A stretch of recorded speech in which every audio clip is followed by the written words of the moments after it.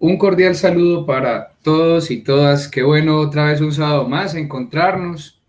Ya pues esperamos un poco a que terminen de ingresar los compañeros faltantes, pero mientras tanto quiero escucharlos, quiero hacer ese proceso de retroalimentación que siempre caracteriza mis cursos. Yo trato que no haya introducido un tema sin tener el hilo conductor de la tutoría anterior, porque considero que como los cursos, la idea es que sean progresivos y que refleje el aprendizaje autónomo de ustedes en casa, más las tutorías que son como un refuerzo de todo lo que se debe comprender del curso.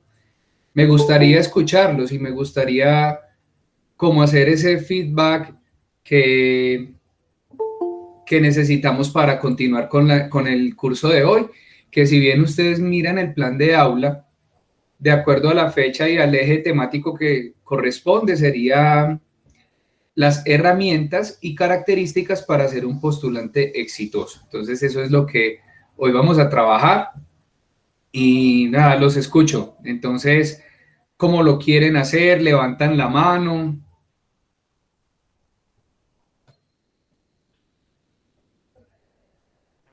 Profe, buenas tardes. Pola. Paola Trejos. Es que, qué pena, apenas entré y no escuché lo que usted estaba diciendo. Por favor, me pone en contexto. Ok, Paola.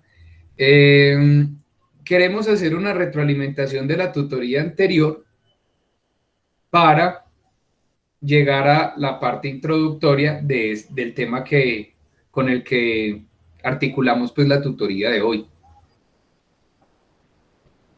Ok, profe, muchísimas gracias. Buenas tardes. Listo, muy buenas tardes. Si vuelvo a decirle Pola es porque ahí dice Pola y yo soy muy olvidado Tranquilo, profe, con también los me puede decir nombres. así. Vale. Duvernay, Profe, buenas tardes. muy buenas tardes. Bueno, de los temas o del tema de la semana pasada, pues nos adentramos ya como en el ámbito empresarial, enfocados pues obviamente con el tema de la comunicación, de poder entender o saber interpretar en el momento de ingresar o pues al estar en una organización, Gracias. poder interpretar eh, el clima organizacional que en ella se siente. Saber cuáles son pues como esas formas de conductas, valores que existen, conocer la filosofía de la compañía y de una u otra forma interiorizarla para poderla vivir y poderla reflejar al resto de personal, todo por medio pues también de lograr una comunicación eficiente, teniendo en cuenta de que tenemos pues pensamientos diferentes por ser diferentes. Ok, muy bien, Duvernay, muchas gracias. Muy buen aporte para hacer como el resumen de la clase anterior. De pronto tuvo la oportunidad de analizar en su entorno de trabajo los aspectos que tuvimos en cuenta el día de esa tutoría. Sí, señor, pues la verdad en estos momentos pues no estoy laborando, sin embargo, uno sí pues como que recapitula muchas cosas o trae a memoria eventos, situaciones en las que uno al momento de ir inclusive desarrollando el trabajo de esta semana, el ensayo pues relaciona como todas esas situaciones que en algún momento se vivieron y pues uno ve la importancia o identifica allí la importancia de saberle llegar a la gente. Qué bien, bueno, el hecho de no estar trabajando es el trabajo más duro que hay, la búsqueda constante de empleo, eso ahorita lo tocamos un poco para que lo tratemos. Y Duvernay, una pregunta, y con el ánimo de revisar el tema, ¿en qué está aspirando laboralmente actualmente pues su perfil? La experiencia la tengo en el área logística. Ok, Entonces, pues, toda la experiencia la he tenido allí en el manejo de inventarios, de de la distribución, la cadena de suministro. Por favor, envíeme la hoja de vida, yo se la envío al gerente de Magnetron, sin ningún compromiso, pero pues para que la tenga en consideración, que es compañero mío en la maestría, Duvernay. Ah, listo, profe, muchas gracias. Vale. La hago llegar. Ricardo había levantado la mano, lo escucho. Sí, señor. Complementando un poco lo que dice el compañero Duvernay, ya que estamos en el mismo equipo de trabajo haciendo el ensayo, Sí. dando el tema de la comunicación a la parte práctica como tal, nosotros tuvimos en este momento tenemos un evento que es el lanzamiento del aniversario pues, del almacén donde estoy trabajando. Ajá. Y pues publicamos un volante con más de 50 productos, 50 referencias. Y el éxito fue tal en la comunicación, en el momento de repartir, hacer el seguimiento, la entrega de los volantes puerta a puerta en el sector en el que está ubicado el almacén, que esta mañana se batieron cifras récord en ventas en comparación con otros días. ¿Por qué? Porque veíamos que toda la gente llegaba con el volante, buscando las ofertas. Entonces, es un buen canal de comunicación y de seguimiento que se hizo para poder lograr el objetivo como tal. Muy bien, qué bien. Y entonces, ese flujo de comunicación, ¿usted cómo lo visualiza? ¿Usted qué análisis hizo ya teniendo como esos términos referenciados de la clase anterior, como contrastando la realidad con respecto a la teoría, que es algo que a mí me gusta que ustedes apliquen, que le vean una usabilidad a todo lo que veamos en clase? ¿Usted cómo lo analizó? Pues en este momento, ¿cómo lo estamos analizando? En anteriores eventos que se han realizado como tal, no percibíamos como tan buena aceptación del público, del cliente. Entonces, ¿qué hicimos de diferente en este? Hicimos un seguimiento, una auditoría a la entrega, por ejemplo, de los volantes.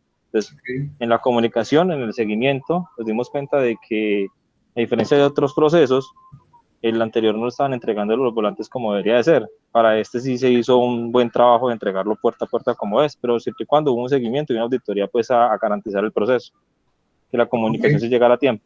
Muy bien, entonces se dieron cuenta que la parte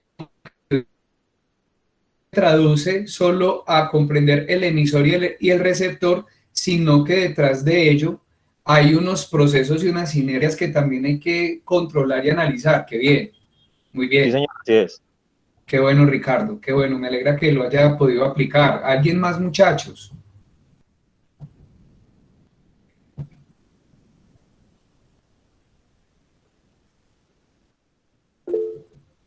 Alejandro.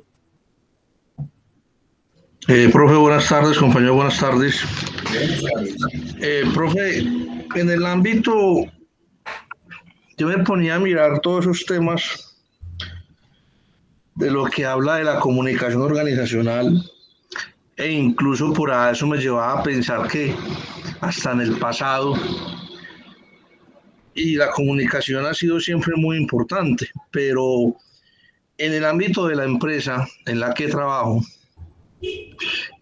me he podido dar cuenta hoy más que nunca por esta clase que en la compañía tenemos un problema de comunicación interna, porque nosotros estamos por áreas. Sí, señor. Y cada área, digámoslo entre comillas, es autónoma e independiente y tiene un gerente. Y ese gerente, digámoslo así, es el que manda en su área. Y quizás la área nuestra se comunica con todas las dependencias como tal, porque el área en la que yo me desempeño es la parte operativa en un sector funerario. Entonces allí entra lo que es el área de gestión, el área de cartera, el área de recursos humanos, auditoría, parte administrativa.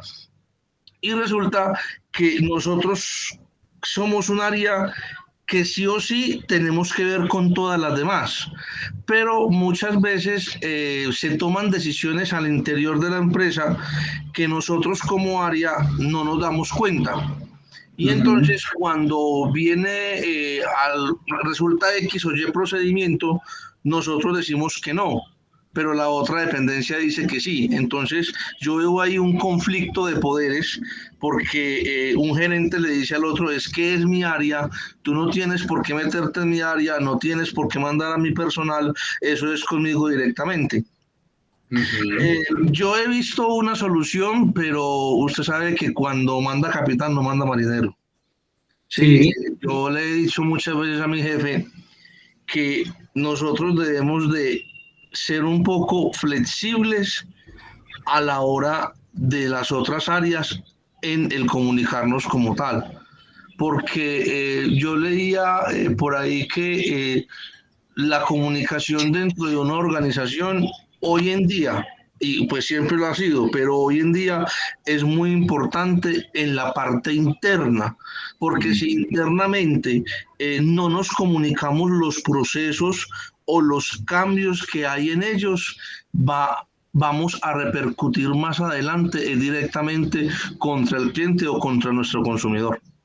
Ajá, por supuesto, claro, y es muy notorio, miren, uno en la mayoría de los casos, cuando está conociendo una organización por primera vez y empieza a ver ciertas falencias, simplemente solo por percibir, como lo decíamos alguna vez, hay emociones, pero también hay unas cosas simbólicas que uno asume y percibe. Y a razón de eso, uno se puede dar cuenta que las cosas pueden estar mal y que puede haber un problema de comunicación solo por el hecho de cómo interactúan las partes de la organización. Entonces, eso genera ciertas complejidades. Y es muy chistoso porque, por ejemplo, siempre pasa que pasa en la vida y pasa en las empresas y pasa también en los canales de televisión, en las películas, pero realmente cuando va a ir un paro académico o cuando va a ir un auditor de cualquier tipo de certificación en una empresa, pasa lo que uno menos quiere que pase, ¿cierto? O hay un error, o cuando uno está hablando con el auditor, llega el empleado a preguntarle justamente lo que no debe preguntar y llega y le pega en la llaga. Y ahí es, y a razón de eso uno empieza a sacar unos juicios de valor. Y entre ellos es el canal de comunicación. La parte de comunicación no verbal y verbal es fundamental en una empresa. Y el hecho de que a veces las cosas no funcionen y que los procesos se ralenticen o que hayan reprocesos es porque no hay un detenimiento para mirar desde una óptica externa y tener una periférica amplia de lo que es la empresa. Y eso es una gran dificultad, muchachos. Muchas gracias, Alejandro, por el aporte. ¿Alguien más, muchachos?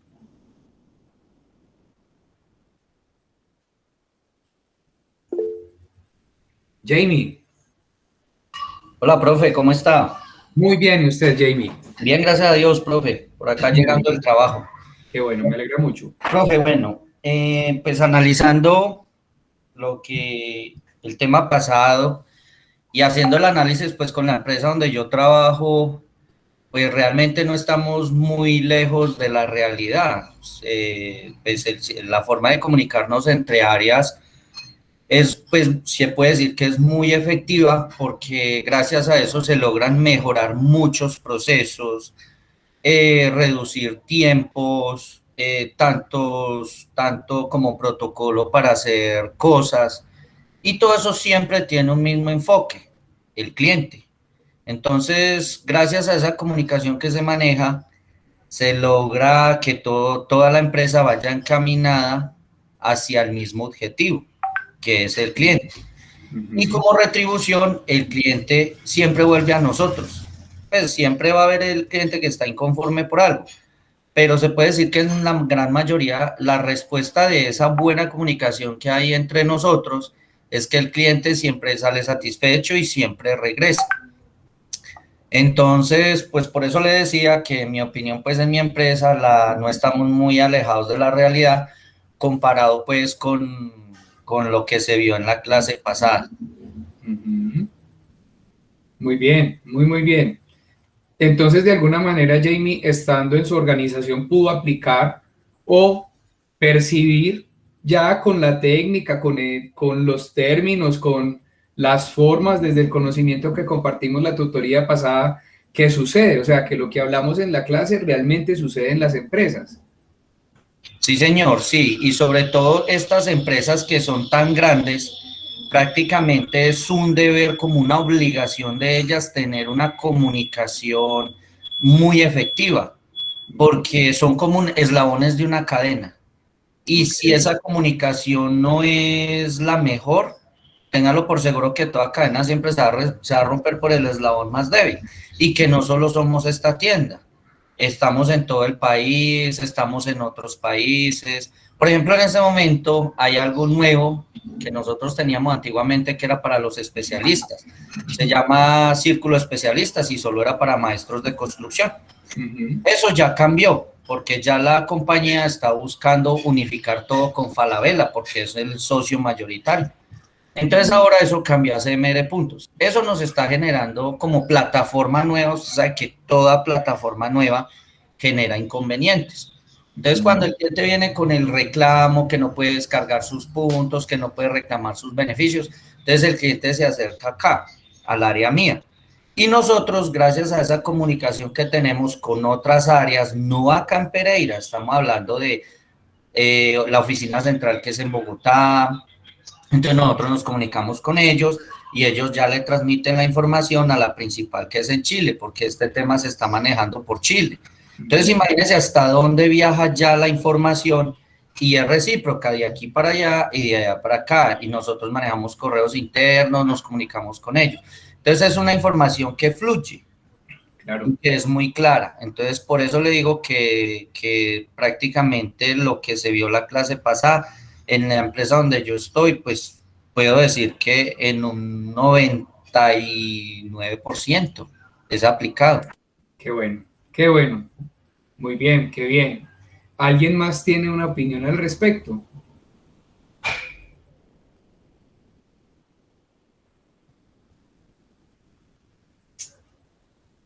Bueno, entonces yo creo que ya con los aportes que dieron los compañeros que participaron, a quienes les agradezco esa interacción activa que hace que este entorno virtual sea ameno y que no sea el profesor frente a una pantalla diciendo y diciendo, y que no haya una traducción real del conocimiento, lo cual yo no soy partícipe ni hago parte. Mis clases son totalmente constructivas, como se los dije desde un principio. Entonces vamos a iniciar con la clase del día de hoy. No sin llamar a lista, porque luego de pronto se me olvida. Entonces, por favor, me colaboran con el presente, o si tienen dificultad con el micrófono, me indican por el chat, que estaré también pendiente de él. A ver, reduzcamos un poco acá. Listo. Agudelo Osorno Maritza. Presente, profe. Ok. Arcila Rodríguez Marta Lucía. Buitrago Castro Jamie. Sí, señor. Cardona Trujillo Sebastián.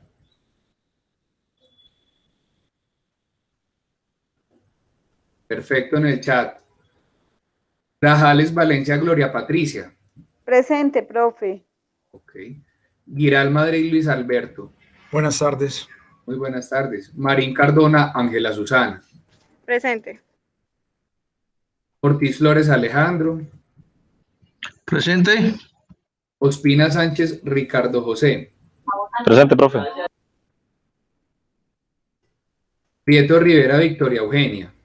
Presente, profe, buena tarde. Muy buenas tardes. Rivera Londoño Gisela Constanza. Presente, profe, buenas tardes. Buenas tardes. Rodríguez Posada Duvernay. Presente, profe. Trejos Benjumea Paula Andrea. Presente, profe. Valencia Alzate Enis Janet. Buenas tardes, presente, profe. Lady Lorena García Ortiz. Yo, profe, ya quedó el listado bien. Yo llamé a la universidad esta semana y me dijeron que habían hecho una actualización, ¿verdad? Sí, perfecto. Listo, profe, muchas gracias. Con gusto. Valentín Cano López. Presente. Ok. ¿Me hizo alguien falta por llamar?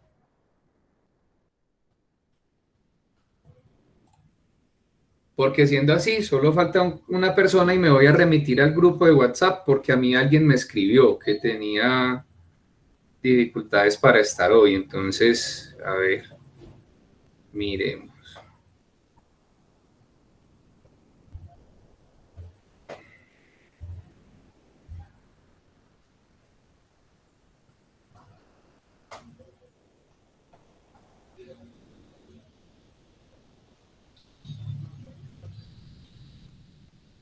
Ok, bueno, entonces vamos a continuar. Tenemos presencia del 99% del grupo, entonces me parece excelente. Muchas gracias, muchachos, por acudir al llamado de esta tutoría, que espero que cada tutoría sea de verdad no solo del agrado, sino de mucho aprendizaje aplicado a la vida. Entonces voy a compartir, les agradezco por favor que en el momento me digan cuándo pueden ver. Ya, profe, muchas gracias. Sí, ok. Entonces, como les decía, el tema del día de hoy es el de herramientas y características para ser un postulante exitoso. Hago una pregunta en general para todos los que están aquí conmigo.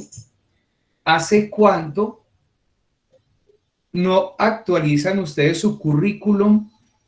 Y adicionalmente, ¿hace cuánto no se enfrentan a un proceso de valoración de su perfil? No necesariamente contractual, porque la parte contractual nos llevaría a la selección después del reclutamiento, sino que más como ese proceso de reclutamiento, que lo hayan fichado, como se dice en términos del recurso humano, para hacer una terna de elección y en las que usted haya podido evidenciar las características como postulante. Profe, yo hace como 6 años más o menos. 6 años, listo. ¿Alguien más? Jamie. Profe, pues yo llevo 16 años en Home Center. Esa fue mi primera entrevista allá. Pero cada vez que uno se postula a un cargo nuevo, uno debe, pues, haga de cuenta, volver a empezar todo el proceso. A usted le hacen evaluación psicológica, matemática, prueba escrita. Eso le hacen como si usted fuera a entrar por primera vez a la compañía, y la última vez fue hace 5 años en el cargo que estoy actualmente. Y como ahora estoy buscando postularme para otro cargo, entonces vuelve y juega. Ok, y una pregunta, Jamie. La institución, como yo veo que hay mucha normalización y formalización, que son dos aspectos muy diferentes, aparte de su hoja de vida personal, ¿la institución tiene un formato de hoja de vida el cual usted debe presentar o solo es con su hoja de vida? No, pues eso varía, es que eso de acuerdo como a la empresa que se encarga de hacer eso, porque al principio, cuando se inició, pedían la hoja de vida normal, la 1003, pero Ajá. ya después pedían que si usted la lleva en computador, sirve. Lo que interesa realmente a la compañía es de que la información que usted plasma ahí en su hoja de vida sea hecha en computador, sea hecha en el formato 1003, que eso sea verificable y que los documentos que usted anexe sean verdaderos, porque ellos pagan el servicio para verificar esa información. Porque ellos saben que, por ejemplo, dentro de la política de ellos, que hay muchas personas que no tienen los recursos para estar eso. Por ejemplo, es más, hasta a veces le reciben a usted la hoja de vida sin foto, porque saben que hay personas que no tienen el recurso para eso. La idea es que lo importante es que la información plasmada ahí sea totalmente verificable. No, y puntualmente también, muchachos, aprovechando algo que tocó Jamie, que es muy importante, el tema de la fotografía. Si bien puede ser un plus para su perfil, esto no puede ser algo descartable y eso es como legal, ¿sí? El hecho de que usted ponga o no ponga su fotografía es algo muy normal y que no tiene que ver con el proceso de selección. Justamente como el compañero decía, es que la información sea veraz y oportuna a su contexto y que haya formas de verificarlo, es decir, que si hay números de teléfono que uno pueda llamar y le contesten y en serio le expliquen pues lo que uno vaya a consultar, y adicionalmente pues la experiencia, del tiempo, o sea, fijarse muy bien que todo esté ordenado y de una forma muy coherente, porque pues pensemos en algo. La hoja de vida hace por mí un proceso de primera gestión, es el primer filtro, la recepción del perfil. Entonces, de esa misma manera, yo debo ser consciente que mi hoja de vida no debe estar bien, debe estar impecable y perfecta, porque es lo que va a hablar primero por mí. Ya luego de eso surgen otros procesos, pero darle la importancia a una hoja de vida y, como lo decía Jamie, a la información que se suministra, no es por cumplir formalismos, sino que realmente es un documento tan importante y al que se le debe dedicar tanto tiempo, que realmente es el que habla por mí previamente a que yo tenga el primer contacto con un analista de selección. Por eso preguntaba que más o menos hace cuánto tiempo no actualizaban sus perfiles, porque no podemos ser ajenos a que estamos en un entorno globalizado, ¿cierto? Y estar en un entorno globalizado implica que ya no podemos pensar, ve, ¿cómo será una hoja de vida en Colombia? No. ¿Cómo actualmente se están presentando las hojas de vida? ¿Y en qué se fijan? ¿Y qué herramientas debo tener yo? ¿Y qué características debo tener yo en el momento de postularme en un proceso de selección para un cargo? Y a razón de eso, vamos a ver este tema. Entonces vamos más o menos en 6 años, en promedio, que no actualizan su perfil. ¿Alguien hace más tiempo que no ha actualizado su perfil?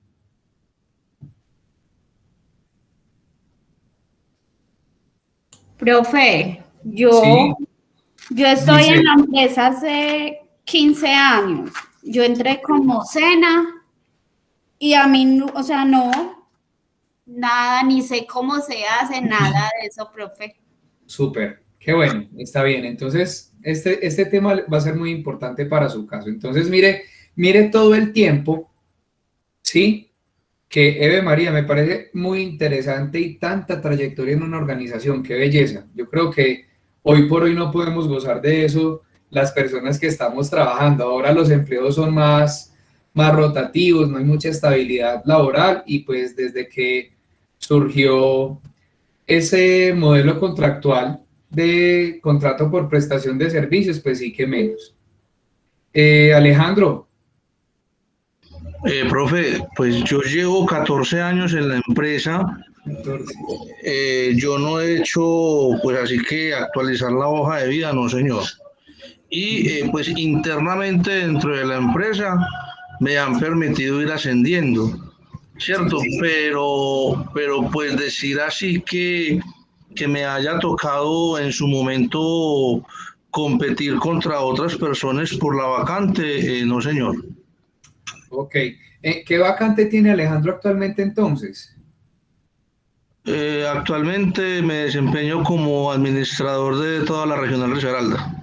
Ok, comprendo. Qué bien, qué bien. Bueno, entonces muchachos, miren que justamente, pues gozamos afortunadamente de una estabilidad laboral que no nos ha obligado a pertenecer a ese entorno globalizado que implica estar constantemente actualizados y competitivos con respecto a esa nebulosa de postulantes que hay, ¿cierto? Pero es muy importante tener conocimiento en qué vamos. Algunas cosas uno las piensa, venga, pero es que esto es de sentido común, pero ¿será que sí lo tenemos en cuenta en el momento cuando yo voy a ser entrevistado o cuando voy a presentar mi hoja de vida? Entonces, quiero que nos remitamos a hacer una reflexión desde la administración de empresas. Sí hizo la transición, la presentación, ¿cierto, mis estimados? Sí, señor. Ah, bueno, perfecto. Entonces, Jamie, sí, señor. Profe, hace unos semestres nosotros tuvimos un profesor así como usted, no recuerdo qué clase fue, de pronto Vicky, Pola me recuerdan, que él en una de las clases él nos hablaba del tema de la hoja de vida y él nos decía que era bueno cada cierto periodo de tiempo que uno hiciera de cuenta que uno va a volver a buscar trabajo. ¿Que Sí, con qué señor. fin? Que uno era como practicar eso para que cuando llegara otra empresa o se fuera, digamos, cuando nosotros tengamos el título, nos fuéramos a ir a otra empresa o quisiéramos nuestra propia empresa para entrevistar personas, que nosotros tuviéramos como eso como una práctica, para no perderle esa costumbre a eso, para que después, si llegaba el caso en una postulación nueva, un cargo nuevo, una empresa nueva, lo que fuera, no nos poncharan con eso, nos cogieran como si fuéramos primerizos. Ajá. No, y adicionalmente, Jamie, lo que decíamos ahora, antes era la Minerva, antes era hacerla en computador, pero ¿cómo vamos a estar entonces en el momento que yo vaya a presentar mi hoja de vida? ¿Será que solo por estética y estilo me van a descartar? Porque obviamente, quizás aunque no sea algo relevante, pues el hecho de que yo presente una hoja de vida con características actualizadas quiere decir que yo constantemente me estoy actualizando, ¿sí? Y esta clase no la vamos a ver como el postulante, sino desde los ojos del analista de selección, para saber cómo nosotros debemos prepararnos como postulantes, ¿sí? Y esa visión nosotros no la tenemos. Entonces ahora vamos a ver algunos ejemplos que hasta risa nos va a dar y hasta, va a decir, hasta muchos van a decir, pues pucha, yo cometí ese error. Y son acotaciones que yo he hecho en el bagaje como analista de selección y cuando me han pedido hacer esos procesos, no solo desde el entorno gerencial personal, sino cuando me han invitado como analista, sino que también cuando he estado con otros compañeros que han sido analistas de selección y me han dicho muchas cosas que me parecen valiosas que las conozcamos. Pero antes de esto, muchachos, yo quiero que nos remitamos a lo que toda la carrera de administración nos han dicho, ¿cierto? Que el administrador de empresas debe tener pensamiento sistémico. ¿Ustedes qué tienen conocimiento de eso? Cuéntenme a ver.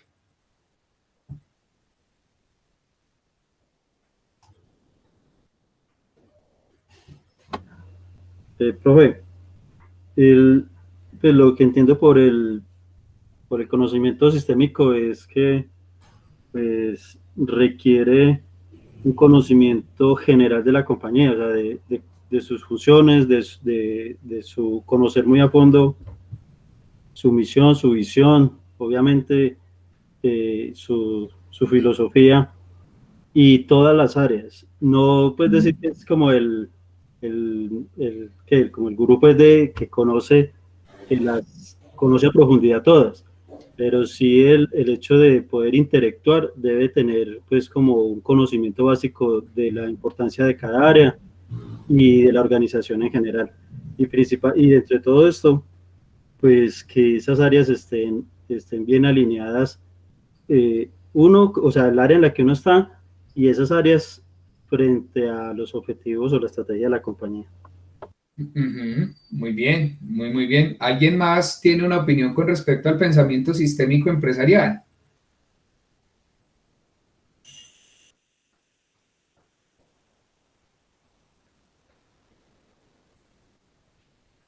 Bueno, muchachos, entonces agradezco el aporte.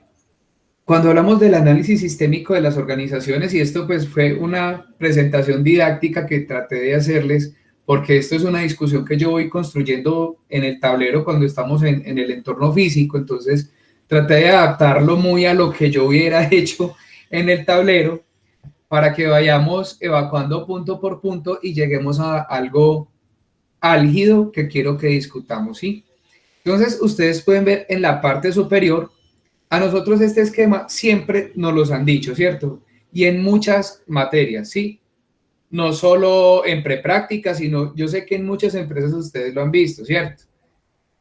¿Y esto qué quiere traducir? ¿Qué quiere traducir, muchachos? Que como en las empresas no se pueden ver como islas y que están siendo permeadas por un entorno externo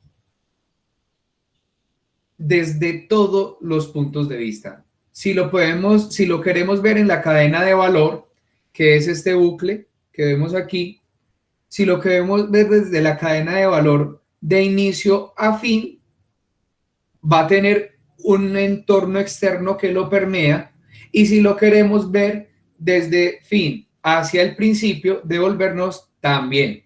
Entonces no estamos exentos de ese capital simbólico que se construye en toda la sociedad, ¿cierto?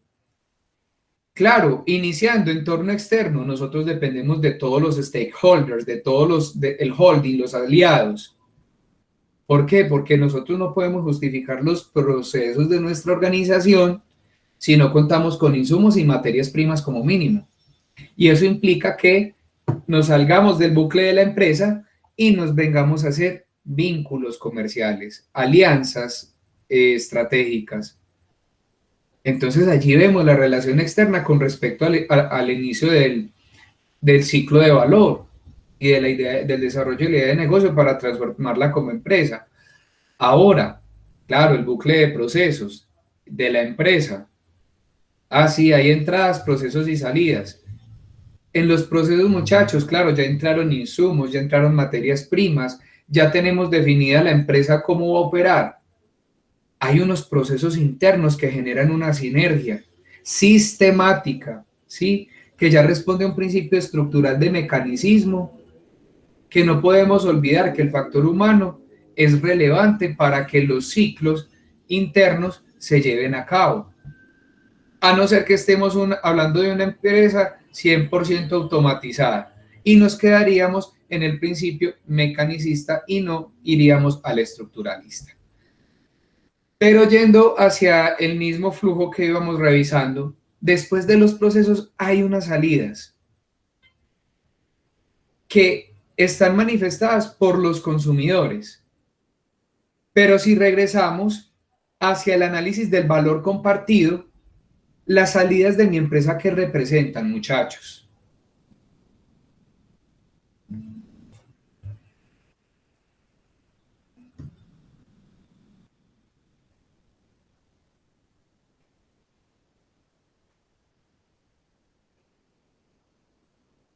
Futuros administradores de empresas.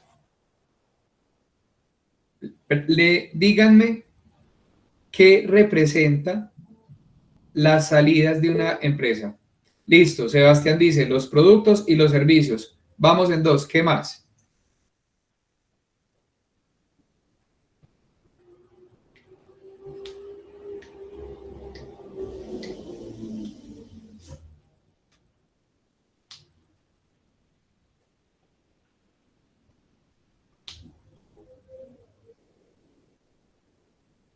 Solo productos y servicios.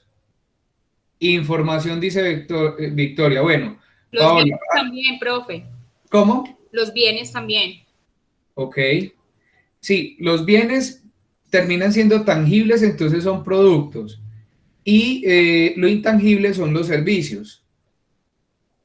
La información, por supuesto. También llevamos 3 cosas. Y el tema de la información es muy importante. Porque la información hay que asumirla como yo que le oferto al cliente o consumidor para que considere que consumir los bienes o servicios de mi empresa le aportan significativamente a suplir sus necesidades o a darle una diferenciación como consumidor con respecto a los demás, porque eso es algo que también busca el ser humano naturalmente, diferenciarse. Entonces vamos en productos, servicios, información. Las ventas hacen parte del intercambio de mercado. Duvernay. Imagen, profe. La imagen. Dentro de la información está la parte comunicacional mercadotécnica, que ese es uno de los aportes que yo le doy al consumidor para generarle la necesidad y realizar el llamado a la acción para que consuma, por supuesto. Entonces, seguimos en esa parte de la información que se puede dividir en muchos aspectos. Ahora yo les hago una pregunta. Todas sus empresas, para quienes están en la empresa, o analicémoslo desde la casa, a ver si somos cuerpo glorioso también. Todas nuestras empresas o nuestras casas no generan residuos, no generan otros desechos y otras cosas inherentes al producto o el servicio que hay que cuantificarlas como una salida.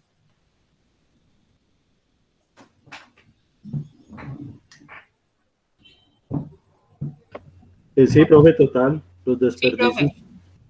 Ok, entonces miren muchachos cómo ese entorno externo desde las salidas también es delicado. Y ustedes han tocado unos temas, un tema muy importante que no quiero que, lo voy a acotar inclusive aquí en el chat para que no se me pase por alto. Ustedes hablaron de productos, servicios, ventas, información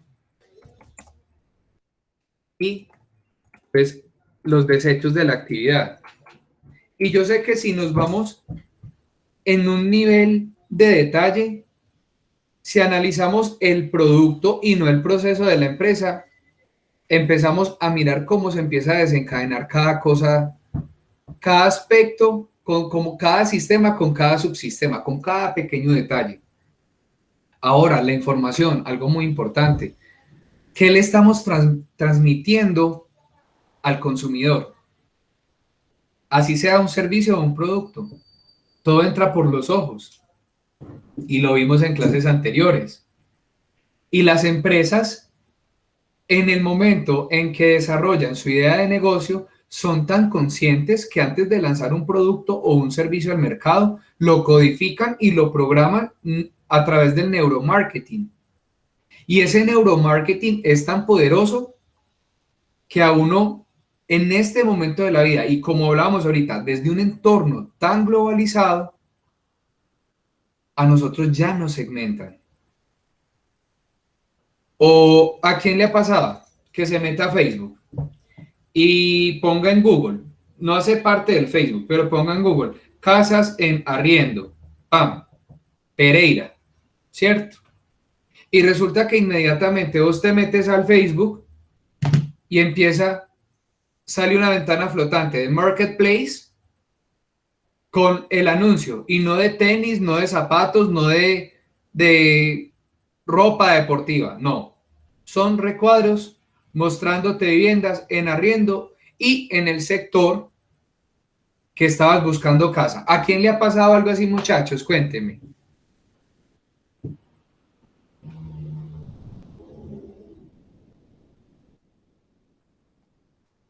Sí, profe, a todos yo creo que nos ha pasado alguna vez. Un ejemplo particular, Maritza, que le Sí, haya lo de la pasado. publicidad. Profe, por ejemplo, en estos días busqué en Google mesas nórdicas Sí. y a partir de eso, siempre ya que ingreso, me aparece en el correo publicidad de Home Center, de todo.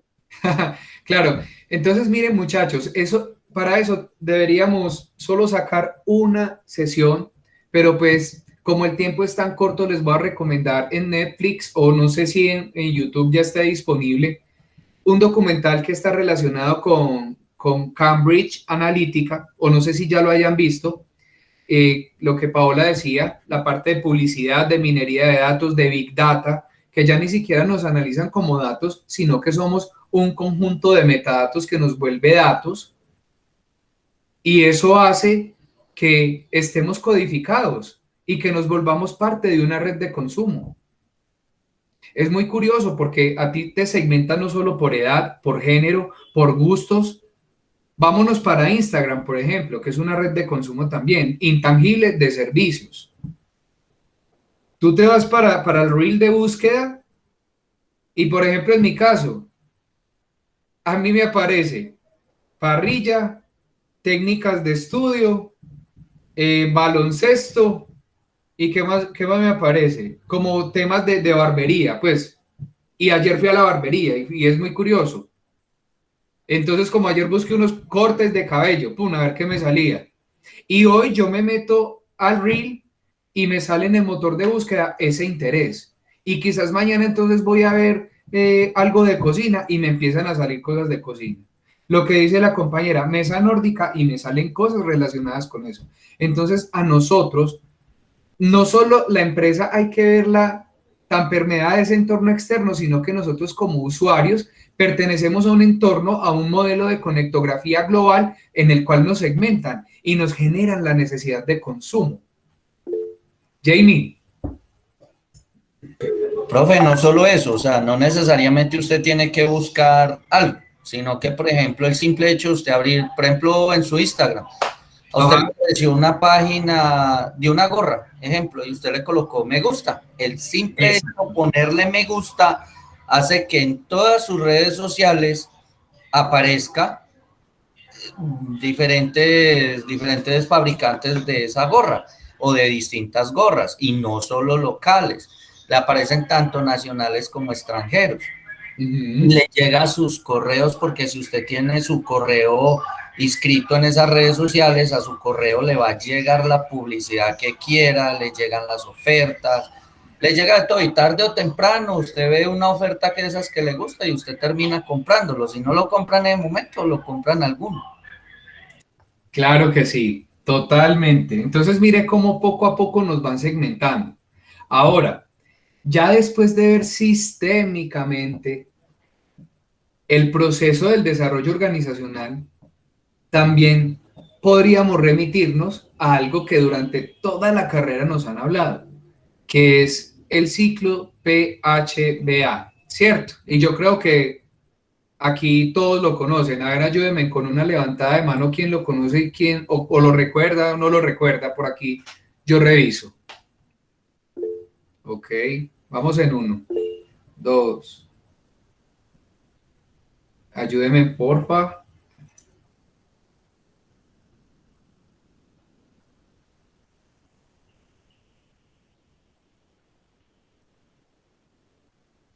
Listo. 5 solo recuerdan el ciclo PHBA.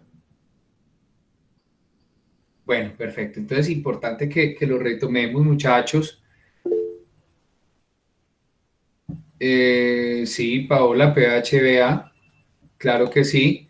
Entonces, muchachos, quienes lo conocen, cuéntenme un poco hasta dónde conocen de este ciclo.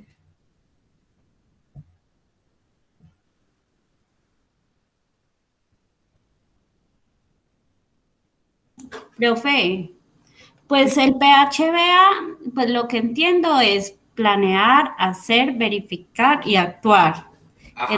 Es lo que pues se hace, pues se planea, pues como lo dice, se hace, se verifica y ya se actúa sobre lo que se quiere realizar. Ok. Y entonces dentro de la empresa, ya no solo diciéndolo desde el recuerdo, planear, hacer, verificar y actuar. Ah, eso es PHBA. Sino que llevándolo a fondo a una aplicación de la empresa, ¿cómo veríamos ese ciclo? Profe, es que se utiliza, es como una estrategia para desarrollar algo, ¿cierto? Puede ser de pronto la mejora continua de algún proceso o para hacer un proceso diferente que se utiliza. Ok. Ojo que ahí hubo 2 términos que son muy importantes: desarrollo y estrategia. El desarrollo lo voy a dejar para cuando evacuemos el otro punto, pero pensemos la parte estratégica de una organización. Cuando hablamos del término estrategia, ¿qué es lo que se busca con él? ¿Qué traduce cuando hablamos, venga, es que tenemos que generar una estrategia que nos lleve a mejorar o incrementar positivamente los indicadores de rendimiento y desempeño de mi organización, muchachos? ¿Qué es eso de la estrategia?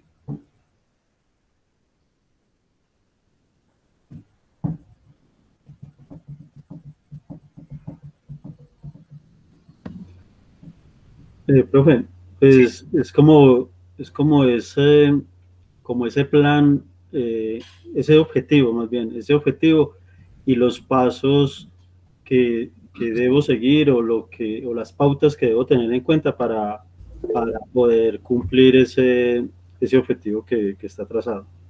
Ok, Victoria. Muchas gracias, Duvernay. Muy bien. Sí, profe, son como las acciones que uno va a realizar para llegar a un objetivo propuesto. Muy bien, entonces esa parte estratégica justamente es el dimensionamiento integral de mi organización, ¿cierto?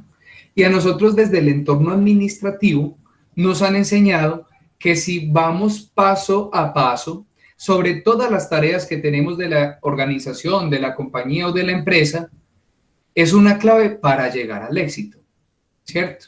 Que primero yo debo tener una planeación, el hacer se traduce en la ejecución de lo que se planea y la validación o verificación es cuando yo ya discuto los resultados versus la ejecución y la planeación.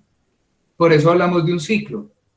Y el actuar me lleva a realizar la auditoría interna para saber hacia dónde vamos, qué logramos y cómo se debe replantear el plan de acción de mi organización. Por eso hablamos del entorno administrativo desde ese ciclo. Pero resulta que cuando hablamos ya desde el liderazgo y desde un lenguaje de la alta dirección, tenemos que considerar incluirle a ese modelo o a ese ciclo la palabra controlar, ¿sí? ¿Por qué? Porque es muy importante que las diferentes áreas, ahora un compañero nos decía, mira, profe, que es que cada área de nosotros tiene un gerente, pero cada gerente como que maneja las cosas a su manera y eso nos está generando una dificultad en la comunicación y más porque la empresa es muy grande.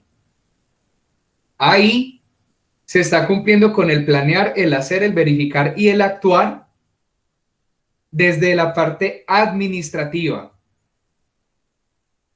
y desde los microprocesos que tiene cada área. Pero quizás la dificultad está en el momento en que se debe hacer una articulación desde la dirección general, que sería el gerente general, con respecto a los otros gerentes de las áreas. Porque la falencia estaría en el control del ciclo de cada área.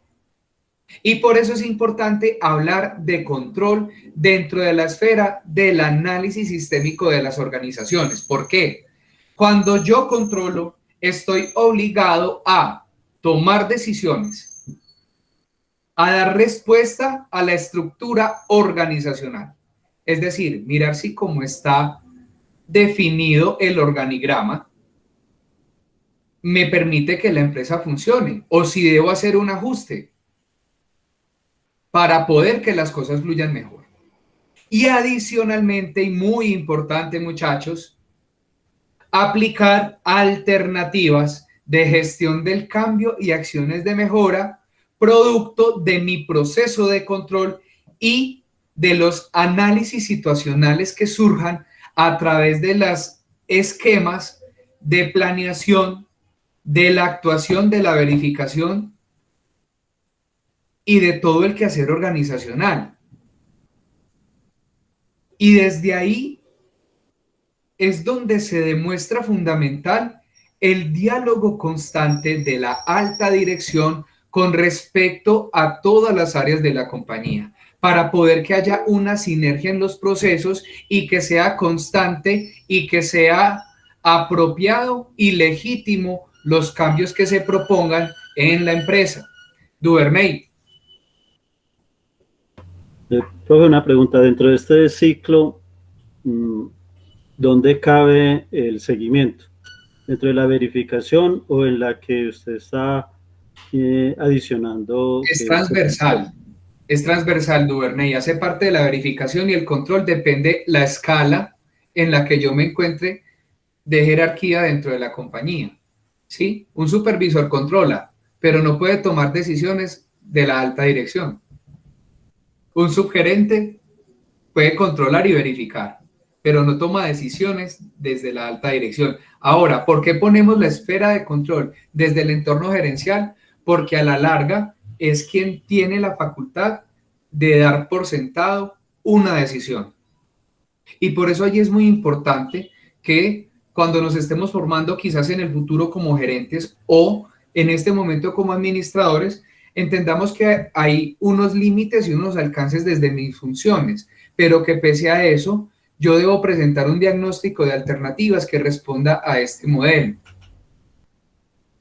Que yo pueda presentar procesos de control que me permitan mantener todo de una forma armónica y ordenada, pero que también le aporte a esa alta dirección el proceso de control que él realmente debe hacer desde la toma de decisiones, desde la reacción, a los estímulos, que implica responder a la estructura organizacional y pues obviamente demostrarle que deben haber quizás procesos de gestión del cambio, porque créanme, muchachos, y lo digo desde la experiencia personal, ustedes como administradores de empresas van a estar obligados a asumir un criterio profesional y un debido cuidado profesional en el que ustedes dicen no y no. ¿Por qué? El alto director, sí, el gerente, el director administrativo o director general, puede que esté arriba y asuma la representación legal y toda su responsabilidad civil dentro de la organización, ¿cierto?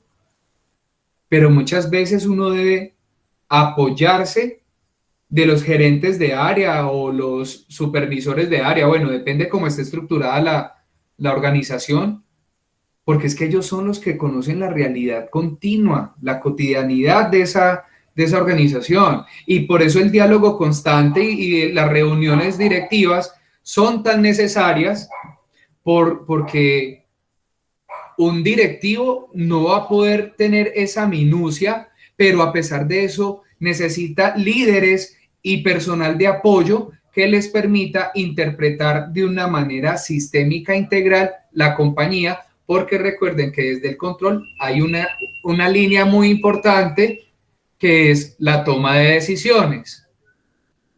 Estamos... Duvernay fue el que me... Sí, señor, muy claro.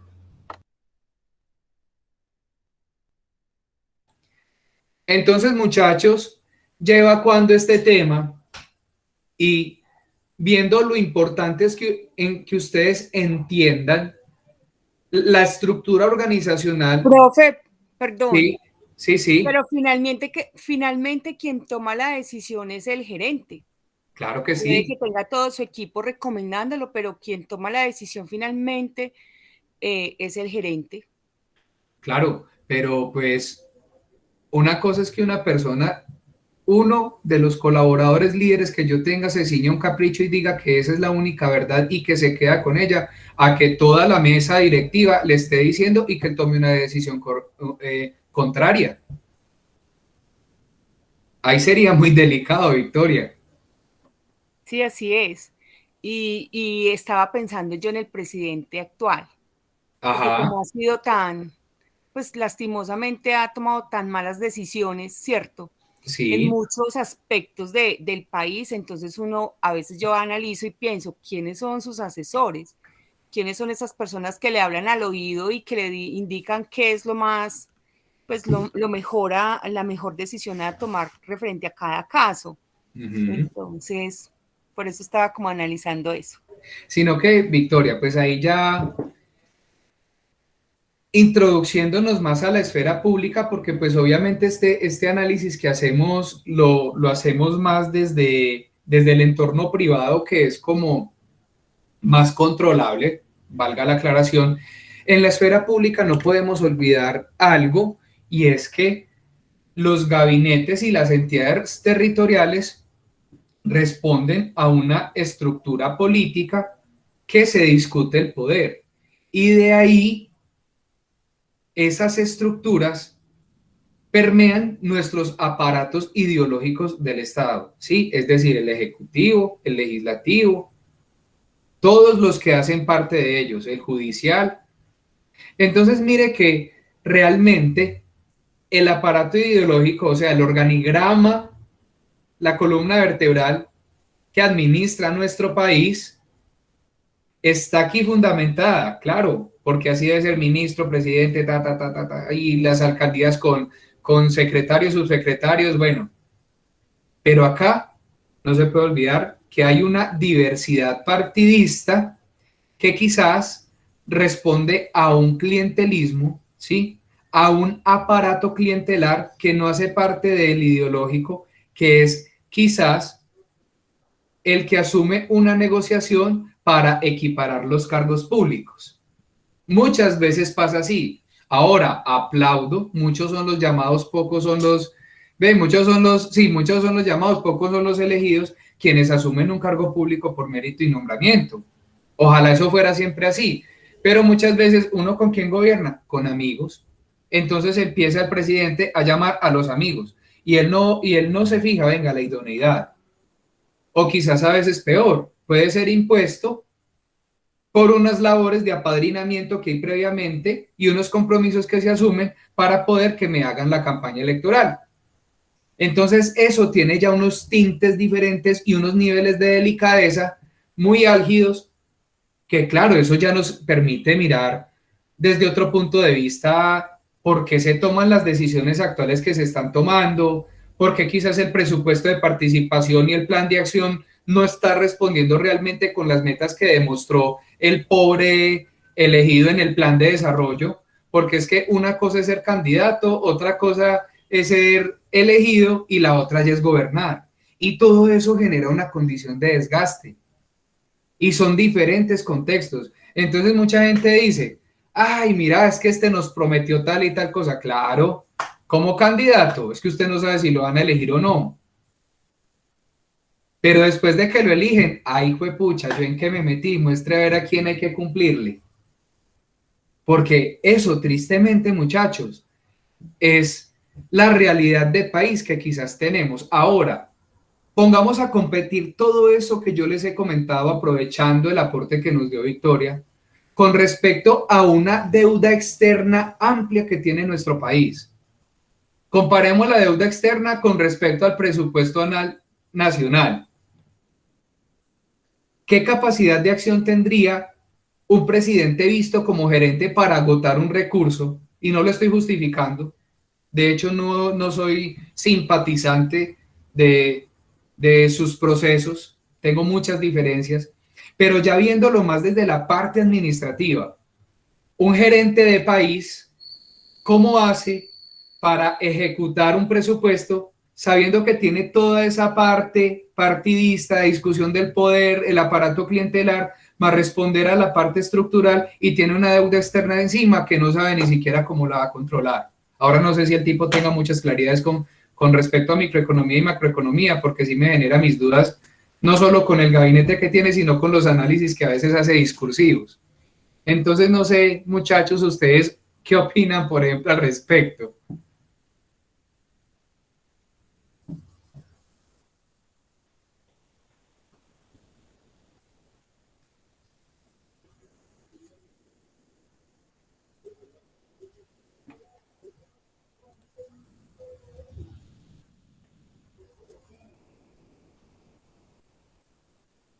Bueno, y si a Victoria también le quedó claro como la diferenciación allí. Duvernay. Sí, profe, me quedó claro, eso es claro, sí. Sino que yo lo hacía referencia, era como a veces a tomar decisiones como tan sencillas y que no como que, digo yo, por ejemplo, en sentarse a dialogar con o no con los, por ejemplo, con los campesinos, ¿cierto? Uh-huh. No en toma realmente como de leyes o decretos, sino como cosas tan sencillas como en el diálogo. Entonces, ¿por qué no? Entonces, ¿quiénes son los que estaban o le aconsejan a esos consejeros presidenciales que no lo haga? ¿Por qué no? Porque a veces se muestra como tan terco, como en esa como parte. Tanta contradicción. Sí, sabiendo que él es el presidente de todos, entonces, por eso yo decía que lastimosamente en ese caso él es el que finalmente toma las decisiones de hacer o no, pero pues quiénes son los que lo están asesorando para que tome ese tipo de decisiones. Pero todo lo que usted habló, claro, sí, eso es muy claro. Les voy a recomendar un libro que de hecho me lo estoy terminando. Eso interpreta un poco, hace una radiografía de país, muchachos, ¿sí? Es mi libro de agosto, que se llama Los clanes políticos que han gobernado en Colombia. Hace una radiografía de país histórica muy interesante. No tengo intereses con el autor, solo lo vi en la Librería Nacional, lo compré y me pareció muy bueno, para que lo tengan en cuenta. Entonces, muchachos, sí, claro, es muy importante y ese análisis también desde la parte empresarial con respecto al entorno público también debemos tenerlo en cuenta, por lo mismo que decíamos. Hacemos parte de un entorno externo y no somos ajenos a la realidad del país. ¿Qué pasó con el paro?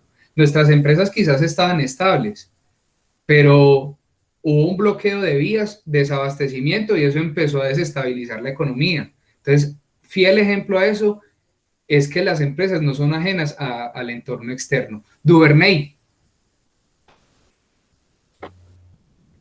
Profe, bueno, respecto al tema que mencionaba, pues como usted lo dice, en cuanto a política, pues sí, son temas muy álgidos, pero relacionando y muy susceptibles pues al momento de tocarlos. Entonces, pero relacionando esto frente a temas administrativos, digamos, a nivel privado, pues, y relacionando todo esto, pues,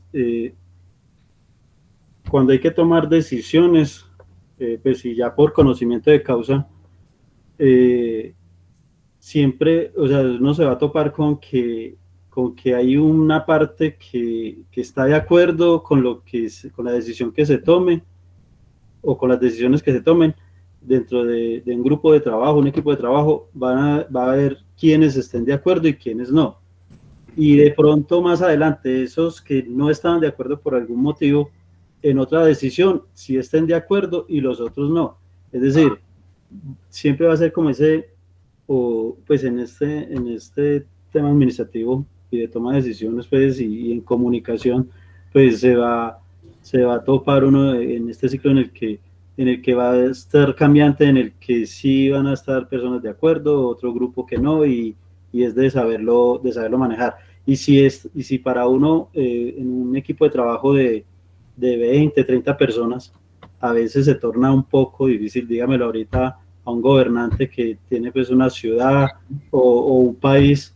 Entonces, adicional a eso están las expectativas que se generan las mismas personas sobre alguien. Y a veces esas expectativas son tan elevadas que entonces obviamente que se las generan las mismas personas y obviamente pues se hacen ya casi que difícil cumplir esas expectativas que se generan la misma gente. Claro, y muchas veces a uno lo que lo salvaguarda es lo que queda por escrito. Han habido momentos en juntas de socio en las que yo he sido auditor y he hecho unos acompañamientos en los que el representante legal o gerente general toma la decisión al contrario de lo que se dijo. Pero, ¿qué queda? Se le dijo. Y hay uno que hace. Tomó la decisión correcta, se fue a pique de la empresa, nada. Al menos queda por escrito y muchas veces lo que queda escrito, pues es lo que salvaguarda las decisiones, ¿cierto? Alejandro. Profe, no, precisamente con eso, algo que me ha quedado a mí muy claro es que toda decisión trae una repercusión, sea positiva o sea negativa. Causa efecto.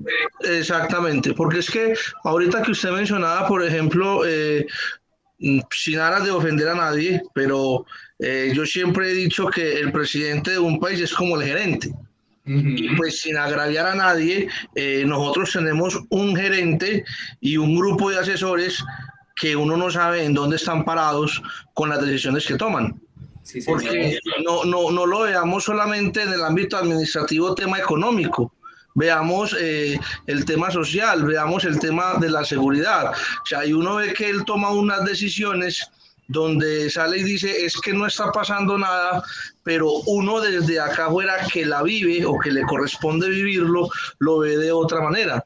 Así sucede muchas veces con el ejemplo que usted coloca del gerente, que uno, digámoslo así, que está más en el campo, que conoce más la situación de la empresa, que la vive día a día, a él que está arriba y desconoce que hay muchos procesos que no se están llevando a cabo como se deberían de llevar, y uno simplemente dice, mira, pasa esto, sucede aquello, pero él con una simple decisión dice, no, es que no es así y punto.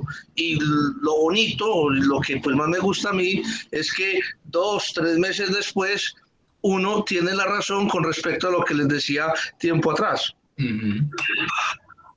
Exactamente, Duvernay. Muchas veces eso pasa, y pasa en todo lado, en todo tipo de empresa. Entonces, totalmente cierto.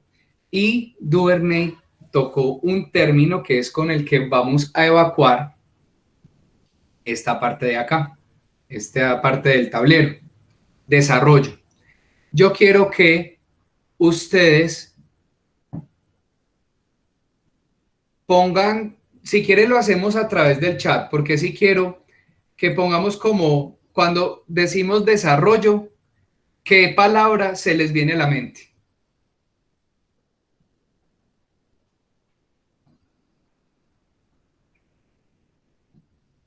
Por ahí nos dijeron ya innovación. ¿A quién más?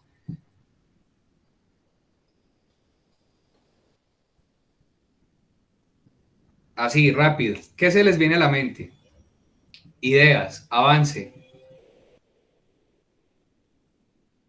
crecimiento.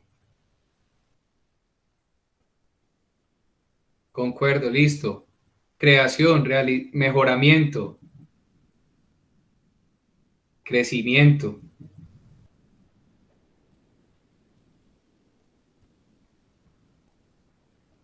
Cambio.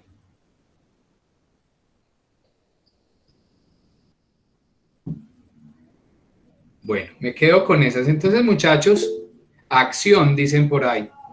¿Por qué hago como este ejercicio?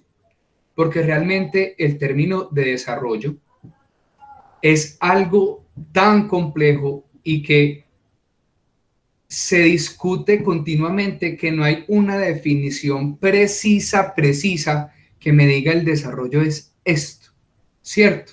Pero como administradores de empresa, cuando nosotros lleguemos a una organización, vamos a enfrentarnos a construir la idea de desarrollo, no solo desde mi percepción personal a lo que debería ser de esa empresa, sino también quizás de lo que es el desarrollo para los dueños.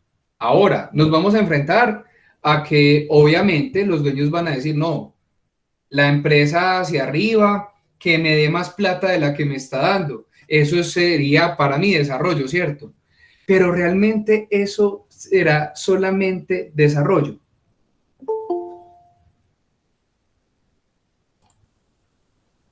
Realmente eso solo será el desarrollo, muchachos.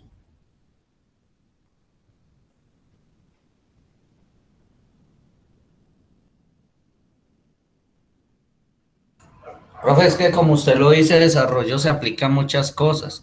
Todo está en el enfoque hacia dónde lo está aplicando usted, a la solución de un problema, a la realización de una actividad, no sé, o sea, eso va desde ese ámbito, y si usted lo pone así, no, o sea, sería como solo una parte de ese desarrollo.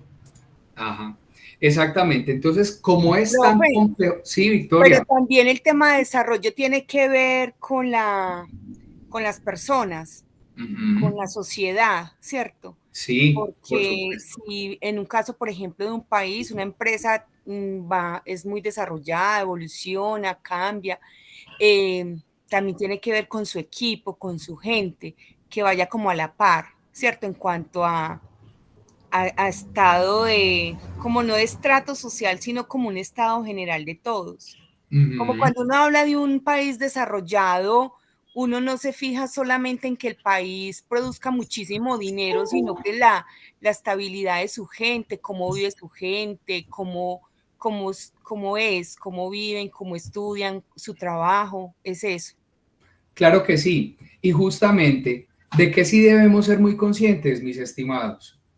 Que cuando hablemos de desarrollo, no podemos hablar solamente o de progreso económico o de progreso social, ¿sí?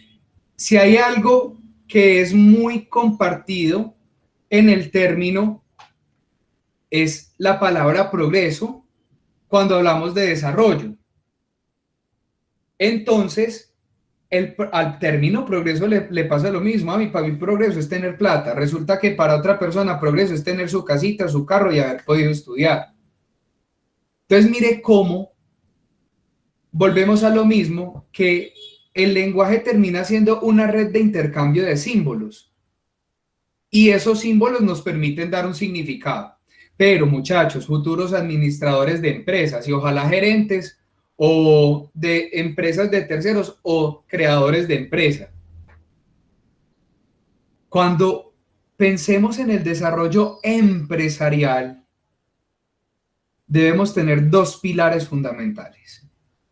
Y es el progreso económico y el progreso social.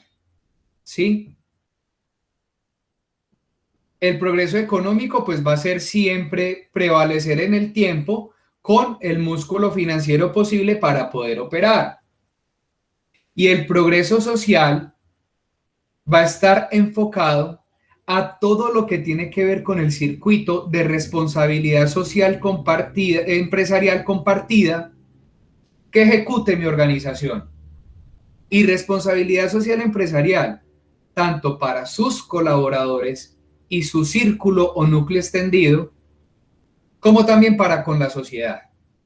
Entonces, allí podemos retomar un término biológico ecologista que se une al pensamiento sistémico de liderazgo, que es la homeostasis. ¿Ustedes han escuchado eso, muchachos? ¿Alguien lo había escuchado en algún momento? Sí, señor. Luis, cuénteme. ¿Qué había escuchado de la parte de homeostasis?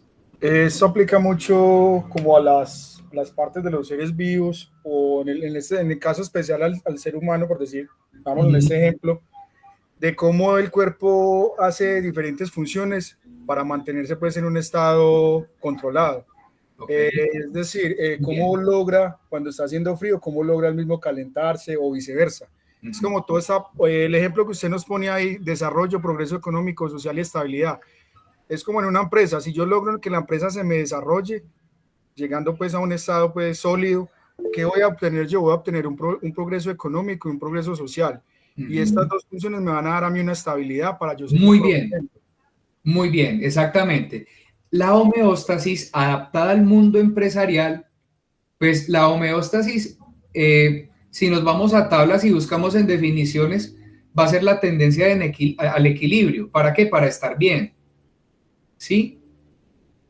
Pero cuando hablamos de equilibrio, simplemente es como más de, en términos físico-químicos y bioquímicos, porque es adaptado a la parte de química analítica y de la reacción a los estímulos, pero como aquí estamos hablando de la empresa, más es tendente a la estabilidad, al óptimo. Recordemos por allá en economía que hablábamos de un óptimo de Pareto o de un óptimo que tenía tendencia estabilidad precio en demanda, que nos da el punto de equilibrio. Pensemos en que el término de desarrollo como empresarios nos debe permitir cruzar la oferta y la demanda, manteniendo en equilibrio también dos variables nuevas, el progreso económico y el progreso social. Y cuando estamos cumpliendo ese equilibrio sistémico, pues obviamente nuestra empresa es competitiva.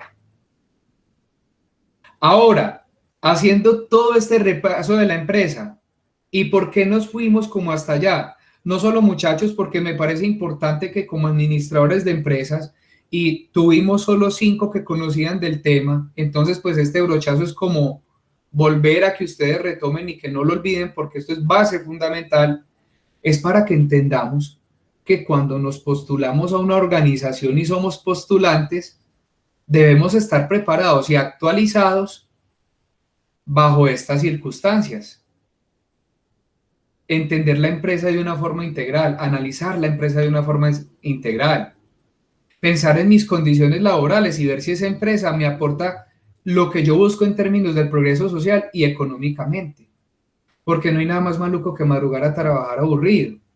Y pues lo del lado izquierdo es algo que voy a vivir día a día. Hasta ahora, muchachos, ¿alguna pregunta?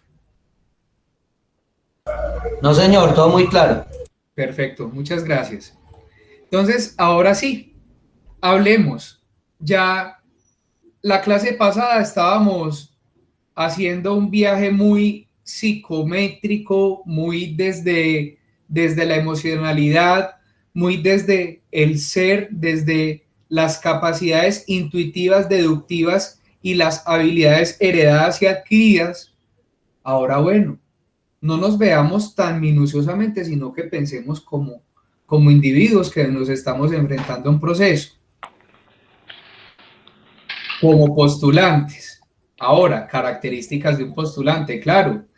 Y yo creo que quienes llevan tanta experiencia en una empresa ven esta presentación y les da risa. Un postulante es alegre, lleno de expectativas, es altivo y a veces con algo de arrogancia académica, claro, y pensemos en los recién graduados, que a veces son con un ego acá, con una academia gigante, pero con unas horas de vuelo de calle pequeñitas, y eso los hace llenar pues como... para poderle hacer algo WhatsApp. ¿Ah? ¿Cómo los Silencio aquí, ok.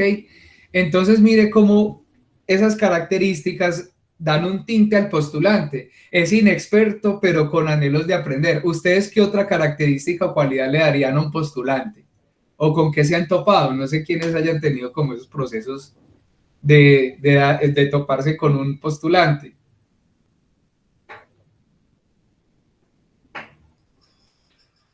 Muchas veces la presentación personal, esa primera imagen con que llegan. Ok.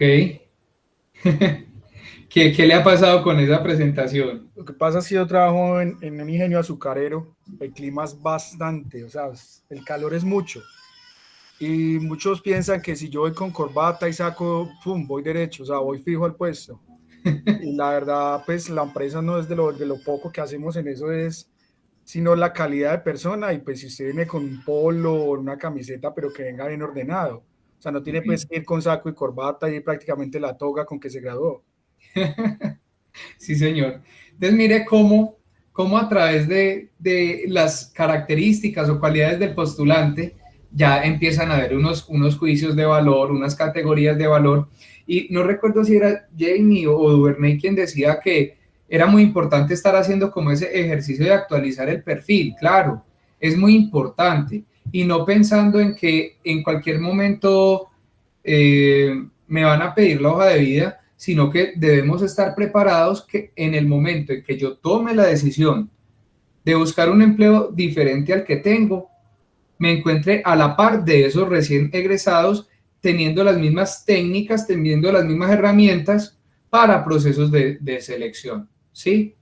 Que no vaya a ser por estar como un poquito desactualizado, que me descarten solo por eso. Entonces, por eso es muy importante que se esté haciendo como ese ejercicio. Ojalá, bueno, una vez al año, si se pudiera, o como ustedes lo consideren, pero sí tener como las herramientas, Luis Alberto. Esa es otra cualidad, que se revisa mucho. Las hojas de vida, ya prácticamente una Biblia, o sea, eso ya está mandado a recoger, la verdad. La empresa revisa mucho eso y termina usted llenando un escritorio de hojas de vidas, porque es que les ponen desde que empezó a trabajar a los 3 años hasta prácticamente el último empleo. O sea, hoy en día se trata de buscar como esa claridad y pues lo realmente necesario para el cargo. Entonces nosotros revisamos mucho que sea máximo una hoja. No necesitamos más para conocer pues al postulante. Ajá, exactamente. En eso vamos actualmente y debe ser muy resumida y muy clara. Que usted con 4 palabras sea capaz de integrar casi todo lo que usted es. Jamie. Sí, por ejemplo, lo que dice Luis, eso ha cambiado mucho, esos procesos han cambiado mucho. Por ejemplo, él y yo trabajamos juntos, fuimos compañeros en la misma empresa, y cuando nosotros empezamos con hoja de vida, pero en la actualidad ya es con un código QR y ese código QR cualquier persona que esté en la tienda lo puede escanear y ahí él puede ver, en ese código puede ver todas las vacantes disponibles y si se quiere postular a todas, se postula. Y luego empieza un proceso de selección. Lo primero que le llega a la persona es una evaluación al correo electrónico y tiene un límite de tiempo. Si pasa ese proceso de evaluación, luego pasa una entrevista con gestión humana y luego ya pasa con un coordinador, que ahí es donde entra lo que usted acaba de decir, las características del postulante, que si es una persona nerviosa, que si es una persona muy tímida, si es demasiado carismático, entonces todo ese tipo de características los pueden quemar. Por ejemplo, como Luis decía, la presentación para el área donde él está, pues no, una persona encorbatada no necesariamente. Pero en cambio nosotros, por ejemplo, que somos áreas de ventas, entonces si es una persona muy tímida, realmente no va a servir para un proceso de estos. Y si ya la persona pasa toda esta serie de procesos, ya la persona lo último que le hacen es pedirle la documentación y cuando le piden la documentación, dentro de eso sí ya piden la hoja de vida. O sea, eso pasó a ser ya como un segundo plan, como por tener una información de la persona. Y es un requerimiento. Realmente es un requerimiento porque es muy importante también tener claro qué debe reposar en la hoja de vida de un colaborador.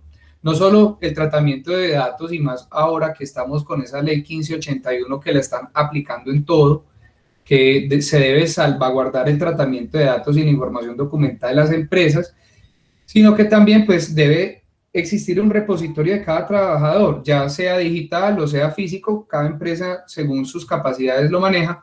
Pero sí es importante ahora, muy resumida, muchachos. Usted puede tener los diplomados que quiera, puede tener la formación que quiera, pero usted debe tener la capacidad de resumir su hoja de vida lo más que sea posible. Ahora, si usted lleva mucho tiempo, obviamente, y ha rotado en muchos trabajos, va a ser complejo, pero entre más pequeña, mejor. Eso sí es totalmente válido. Ahora, ustedes ven esta presentación, tipos de postulantes. Y lo hice de una manera como más de problema para buscar solución. El que llega tarde es fatal. Eso es de lo primero que da descarte. Una persona que llega tarde ni siquiera se le castiga porque llega tarde, sino que el hecho de llegar tarde manifiesta una condición de no ser capaz de controlar su propio orden. Y eso es fundamental para cualquier trabajo. Ahora, casos muy particulares. El que odia su trabajo actual y fue a la entrevista a ver si le dan el trabajo para irse del otro trabajo. Y eso es incómodo, porque entonces el analista de selección va a pensar, bueno, entonces cuando salga de esta empresa, también va a decir que las condiciones laborales y la empresa donde trabaja va a ser mala. ¿Y quién va a querer eso? Ahora, el desubicado no sabe la vocación de la empresa, el que no sabe ni dónde está parado. Muchachos, es muy importante, cuando van a una entrevista, datiesen, ¿sí? Como vulgarmente dicen, busquen en internet, lean la información, si tienen página web, visítenla, que uno no sabe qué killer question, sí, qué pregunta fulminante le vayan a mandar sobre la organización. Y eso puede ser un aspecto determinante para que los elijan o no. Ahora, contrastado con el que odia el trabajo, el que justifica su salida de la anterior empresa por incompetencia de sus superiores o pares. Uno debe tener un lenguaje muy asertivo también en la entrevista. Puede que le haya ido súper mal en la empresa de la que usted salió y que quizás ellos hayan sido los culpables, pero tratar siempre de enfocarse en usted como postulante y no reflejar asuntos terciarios que pueden desenfocar el interés hacia usted, ¿sí? Y más tratando de desmeritar quizás a terceros que no deben ser importantes en la entrevista. Ahora, el que es competente para todo, y eso es de cuidado, ¿sí? Muchas veces a ustedes les han preguntado cuál es su mayor debilidad. ¿Ustedes para qué creen que preguntan eso?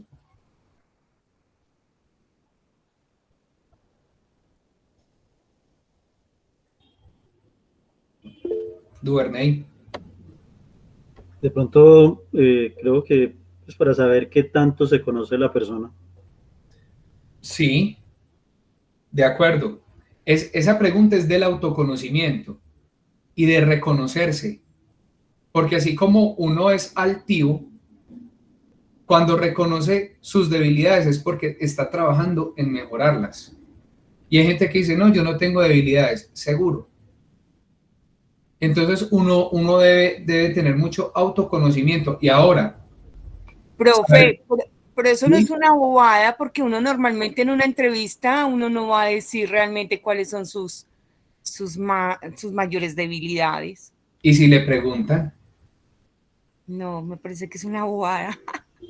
esa pregunta es una de las más duras que hay que saber afrontar en un proceso de entrevista. Esa pregunta todavía la hacen. Sí. Es más, cuando el coordinador del área, dependiendo de la persona, las preguntas todavía se realizan, porque con el fin es de conocer a la persona, saber cómo maneja sus debilidades. Por eso preguntan siempre qué debilidad tiene y qué fortaleza tiene, o sea, como para que la misma persona se califique. Y la importancia de esa pregunta no es tanto para que la persona, pues, porque se conozca, sino que es como para la persona que lo está evaluando. Saber esas capacidades que tiene la otra persona de conocerse, Ajá. de autoevaluarse, es eso es más que todo, porque es donde la persona que está haciendo la evaluación sabe si la persona está mintiendo, o es una persona, o sea, todo ese aspecto psicológico que ellos evalúan, es más como por ese aspecto. Ajá. Duvernay y luego Lady. Profe, no, pues que iba con lo que estaba diciendo Jamie, es eso, que esas preguntas las hacen hoy, pues en cada entrevista la hacen. Y pues digamos que es de las preguntas, es una de las más difíciles de responder. Entonces, en lo que usted menciona, frente a estar muy claro y pues sí es importante pues como tener ese autoconocimiento para poder ir y decir lo que de alguna u otra manera se puede volver, no sé, como un arma de doble filo, porque la verdad es que en medio de esa entrevista, si la persona va y dice que dentro de sus debilidades o de lo que tiene por mejorar está, digamos, el temperamento, pues entonces lo pueden catalogar, no sé, pues eso puede empezar a volverse como un arma de doble filo, entonces hay que ser muy cuidadoso también en el momento de dar respuesta a esa pregunta. Lady. Profe, también considero error grande decir, es que yo soy de mal genio, que eso pasaba mucho de pronto hace muchos años cuando hacían entrevistas. No, ¿cuál es su debilidad? No, es que yo soy mal geniado. Pues obviamente eso no es una debilidad. Y alguien me enseñó que obviamente el mal genio no es una falencia, el mal genio es una reacción a algo. Es una emoción. Exacto, yo no me levanté de mal genio porque sí. A mí me dio mal genio de pronto por una mala noticia, porque me golpeé, porque me pasó algo. Entonces eso es algo que uno también debe evitar decir, obviamente, porque eso va contra uno. Uh-huh. Ajá. Ahora, para darle la palabra a Luis, ustedes recuerden el tan afamado análisis DOFA, ¿cierto? Que uno las debilidades debe contrastarlas como una posibilidad de mejora y que a una debilidad uno debe buscarle solución. Asimismo, uno se debe analizar en el momento en que le hagan esa pregunta. Entonces, esa pregunta hay que volverla positiva y hay que enfrentarla de esa forma, ¿sí? Y por eso hay que ser muy cautelares en la forma como se contesta y no quedarse en el error, sino que generar en que, venga, yo reconozco este error, pero a razón de eso se desprenden estos factores positivos que mimetizan esta conducta o esta situación o esto que yo reconozco como debilidad, ¿sí? Luis Alberto. Profe, sí, complementando ahí pues lo de todos los compañeros, es que usted no necesita decir que usted es perezoso, que usted es vago, que usted le gusta ver los fines de semana, que llega tarde, o sea, usted no tiene que ir a decir eso, sino que simplemente cuando usted dice una debilidad, yo como empresa, ¿qué le puedo ofrecer para ayudarle a corregir eso? O sea, usted me va a venir a mí a aportar su conocimiento y va a venir a hacer unas funciones, y además de lo económico que le va a pagar, venga, es que yo en mis planes constantes de mejora tengo que lo puedo apoyar con esto, tengo capacitaciones para eso, o sea, no es solo de que sí, usted va a venir y va a ser el mejor, porque pues perfección no hay, pero sí le puedo brindar estas cosas. Muy bien, Luis, usted toca ese tema. Mucha gente se va muy a lo íntimo, a lo personal, y justamente quizás la empresa espera es que sea más hacia las habilidades que le hacen falta y que cree que le hacen falta para ocupar el cargo. Mira, es que a mí me hace falta formarme en esta competencia. Y si yo hiciera tal diplomado, entonces eso ya se vuelve una meta de plan de acción y proyecto de vida. Plan de acción para la empresa y proyecto de vida en la responsabilidad social del colaborador con la empresa. Entonces también es la interpretación, claro, es la interpretación que le demos a esa pregunta, por eso la quise poner ahí. Y pues como lo dijeron ahorita, el premio número 1, el mentiroso. Y muchachos, hay que ser coherentes y consecuentes con lo que dice mi hoja de vida, con lo que yo digo y con lo que quizás puedan decir mis referencias. Y por eso lo puse de número 1. Hay que ser muy conscientes con eso y cuidadosos. Entonces, por eso lo puse ahí de número 1. Ahora, marcar la diferencia. Llegar 10 minutos antes o como mínimo 5. Demuestra interés y orden, como lo hablábamos ahorita, ser puntual. Pero, no solo por eso. O sea, no es decir, ay, mira que llegó faltando 10. No, la gente empieza a darle ese espacio a la gente que empiece a chequearlo a usted, a hacer una primera impresión, a que haya un imaginario inicial previo a la entrevista. Ese momento es muy importante. Otro, el lenguaje cordial. Ni excesivamente amable, ni tampoco pasar el abuso de confianza. Porque hay momentos que son muy incómodos en los que el postulante no sabe manejar como ese ímpetu que debe tener para tener un espacio cordial de diálogo, pero que se encajen los roles y se respeten los roles. Y hasta ese límite se puede hablar de la cordialidad, porque de ahí en adelante, cuando se pasa esa línea, es abuso de confianza, Lady. Profe, también importante la forma de vestir. Yo trabajé en una empresa donde yo era la que estaba como en la recepción y recibía a las chicas que iban a la entrevista y en escotes, o sea, una vestimenta que uno dice como que es en serio que viene para una entrevista, por Dios, o sea, las uñas, el maquillaje, el cabello, supremamente importante. Sí, esa primera impresión siempre influye y más que socioculturalmente, nuestro país está muy codificado a eso, a que se tenga que manejar etiqueta, a que se deba tener una buena imagen, ¿sí? Ahora, hay países que inclusive ya han quitado un poco el estereotipo sin pues olvidar pues que hay cosas que son más de el autocuidado, que ya enseguida lo vamos a ver. Entonces, tener en cuenta también esa parte del diálogo, que no se vuelva abuso de confianza, pero se mantenga también la cordialidad, porque uno no puede ser tampoco parco. Sí, no, bueno, pues tampoco tendría sentido, pero sí saber manejar de una forma muy equilibrada el diálogo. Y hay algo muy importante, muchachos, no empezar a inferir o a expresar asuntos personales o íntimos hasta que el entrevistador le abra a usted el plano afectivo filial. ¿Ustedes saben qué es eso? Cuando a uno le preguntan cosas personales como de la familia, como su proyección a futuro, sus cosas personales, o también ya le preguntan como pues ciertas cosas como ¿cómo le explico? Como han sido como traumáticas para usted, como para ver cómo ha reaccionado usted, cómo las ha superado y todo eso. Entonces, en base a eso, ya ellos van viendo qué clase de persona es usted y qué carácter tiene usted. para manejar las situaciones ya complejas, difíciles. Porque a usted lo despiden del trabajo y usted consigue otro. Pero este tipo de situaciones son complejas porque lo marcan a usted de por vida. Entonces, como la supere, lo definen a usted. Muy bien, Jamie. Justamente ese plano afectivo filial se realiza para hacer una curva de emociones, una curva psicométrica básica de la estabilidad del postulante.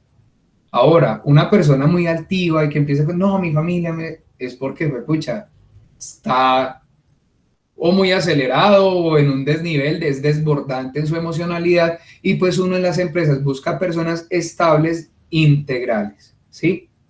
Entonces, por eso es muy importante no darle apertura al tema filial posterior a que le hagan una pregunta inductiva a ese tema. Ahora, siempre mirar a los ojos, muchachos. Muy importante.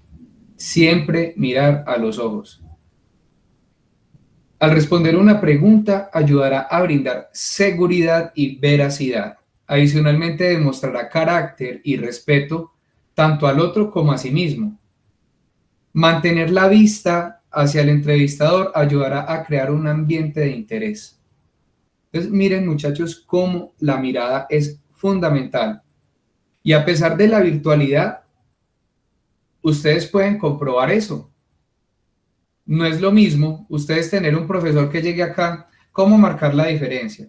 Siempre mirar a los ojos. Al responder una pregunta ayudará a brindar seguridad y veracidad. Adicionalmente, por Dios, yo trato de tener un lenguaje y transmitirles a ustedes, pese a que es muy complejo en una pantalla, no se puede ser plano porque se pasa desapercibido. La gesticulación, la mirada, ¿sí? Yo trato de mirar siempre constantemente a la pantalla cuando les estoy explicando. Obviamente, entre más importante, más trato de estar conectados con ustedes. Entonces, miren cómo la mirada se vuelve parte del lenguaje no verbal, pero es fundamental para generar un ambiente de respeto, un ambiente desde como la concentración también, desde que se le está dedicando el espacio, y también de carácter, ¿sí? Si usted mira a alguien es porque, venga, es que le estoy diciendo la verdad, mire a ver. Y no es como petulancia, ¿sí? Y no hay que enmascarar nuestra mirada hacia la petulancia y al desafío, sino que realmente como mostrar entereza y seguridad.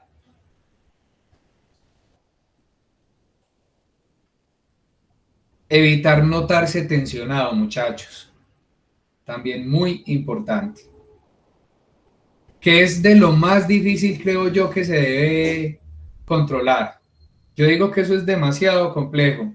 Porque hoy en día, lo que decía el compañero era Duvernay, se está buscando gente flexible, que tenga, pues eso del trabajo bajo presión, pues digamos que sí, pero yo trato, cuando estoy generando postulaciones de cargo y perfiles, trato de no poner el trabajo bajo presión, porque pues si de entrada me ponen que trabaje bajo presión, pues me genera como una condición de presión, ¿cierto? Valga la redundancia. Pero sí se están buscando personas flexibles, frescas, que le aporten a la empresa no solo desde los conocimientos técnicos, sino que tengan otras habilidades y otras competencias transversales, y pues que sea emocionalmente equilibrada. Ahora, Jamie. Profe, pero en esa parte sí se puede hacer como una especie de paréntesis. No se dice directamente, yo a usted lo estoy entrevistando porque es que usted va a trabajar en un trabajo que es de presión, de mucha presión. No, eso ya se es de otra manera. Si yo, por ejemplo, me voy a ir a trabajar en el ingenio, yo sé que el tipo de preguntas que me van a hacer es una. Pero si usted va a venir a trabajar conmigo a Home Center, las que nosotros le vamos a hacer son otras. ¿Cómo se manejan? Es para saber cómo maneja usted la presión, y dentro de las preguntas que a usted le hacen es ¿qué hace usted? ¿Cómo maneja las situaciones con clientes que están muy molestos? ¿Qué hace con un cliente que a usted lo trata mal? Y le ponen varios escenarios, muchos escenarios. eso hace parte de la valoración semiestructurada. Exacto, pero ahí usted va viendo en esa entrevista hacia dónde se está enfocando usted, hacia dónde va a ir a trabajar, qué es lo que le va a tocar hacer y lo que se va a enfrentar. Y en esas respuestas que usted da, ahí es donde usted va a aplicar para el cargo o ya se va a desvirtuar totalmente.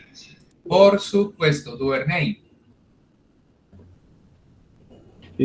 Profe, pues digamos que una de las experiencias en las que uno puede sentir presión, aparte del proceso de entrevista o del mismo trabajo, es cuando dentro de este proceso debe pasar una prueba de polígrafo. Esa prueba es fuerte. Durísima.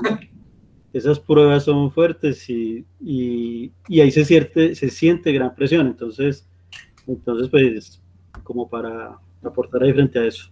Claro, por eso hay que tratar de controlarlo, ¿sí? Y pues a medida que pasa el tiempo y que uno tiene experticia y que se ha enfrentado a tantos procesos, digamos que eso es más manejable. Pero una persona que está para primer empleo, qué pecado, es muy duro, es muy duro. Hasta uno como analista de selección trata de tener empatía e inclusive ya el tipo de preguntas que realiza no son enfocadas a la experiencia y a la experticia del cargo, sino que las preguntas que se le realizan es como que, venga, ¿se acuerda que usted durante la carrera vio esto? Mira que nosotros necesitamos justamente aplicar eso aquí en la organización. ¿Usted cómo lo haría? Hasta el hilo conductor del balance o la valoración semiestructurada cambia un poco, porque también se debe comprender el tipo de persona que se está entrevistando.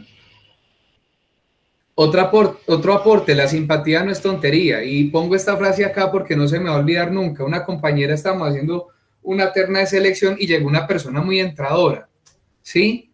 Y como que ya se pasaba de bromista y ella, cuando terminamos el proceso, porque uno no le puede negar el proceso a nadie, al terminar me va diciendo, venga, no, payasos para los circos. Entonces también como controlar la simpatía con respecto a la cordialidad. No sé más cómo pensar en que cordialidad siempre, ¿sí? Y un lenguaje muy cordial y asertivo. Ni simpático, pero tampoco enojón, o sea, muy neutral, como entender la diplomacia que requiere un proceso de selección y pensarme como postulante. Ahora, la pinta es lo de menos, una pregunta que yo hago.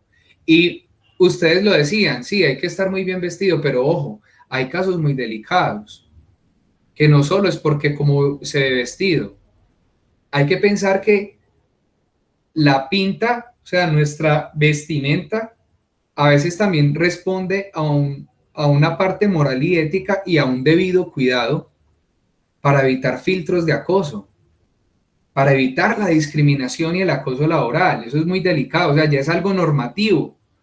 Entonces también es algo que como administradores quizás debamos controlar y debamos estar pendientes no solo con pares, con superiores o con personas a cargo en la que no se den esas situaciones, porque es que hay normativas. Para el acoso, por ejemplo, hay una norma, ¿sí? Es más, regáleme un momento porque es la 1016, la resolución 1016, que no quiero que se me pase, la 1016 del 2015, ¿sí? Que hace parte del control del acoso laboral. O sea, es algo ya legal que el comité de convivencia, que debe existir obviamente en todas las empresas, debe estar controlando, evitar el acoso, evitar el bullying para que el clima laboral sea muy diferente. O sea, aparte de verse bien vestido, también se debe pensar en que deben evitarse estas situaciones. Ahora, lo que hablábamos del currículum, muchachos, fundamental. Tenemos que pensar que nuestra empresa, nosotros somos empresa, nosotros somos una empresa. Y como se los decía desde un principio, muchachos, así como una empresa busca entregar un valor compartido, ser bien percibida, marcar la diferencia, desde nuestra hoja de vida nosotros estamos marcando la diferencia. Entonces, para cerrar, porque yo sé que ustedes siguen con una clase, ¿cierto, muchachos? Sí, señor. Entonces, como nos habíamos comprometido, Esto se los dejo como tareita para que la otra semana lo planteemos, ¿sí? ¿Ustedes cómo elaborarían su perfil profesional? Y de una vez lo aprovechamos para que comiencen a actualizar de pronto esa hoja de vida, porque recuerden que el segundo parcial termina siendo una actualización de perfil y una demostración de perfil profesional. Y me gustaría, pues aquí lo hice pensado como en el salón, pues que al menos a un compañero le dijeran una palabra que lo destaque como persona, al que más conozcan, con el que más hayan tenido oportunidad, porque quizás esas palabras le van a permitir construir ese perfil y hasta retroalimentar lo que él construye. Entonces lo dejamos para la próxima clase, muchachos. 2:50 como habíamos acordado. No sé si tengan alguna pregunta. Y listo, muchachos. No, profe, todo muy claro, muchas gracias. Con todo el gusto. Entonces, Gracias, ya saben, profe. la próxima clase revisamos este tema.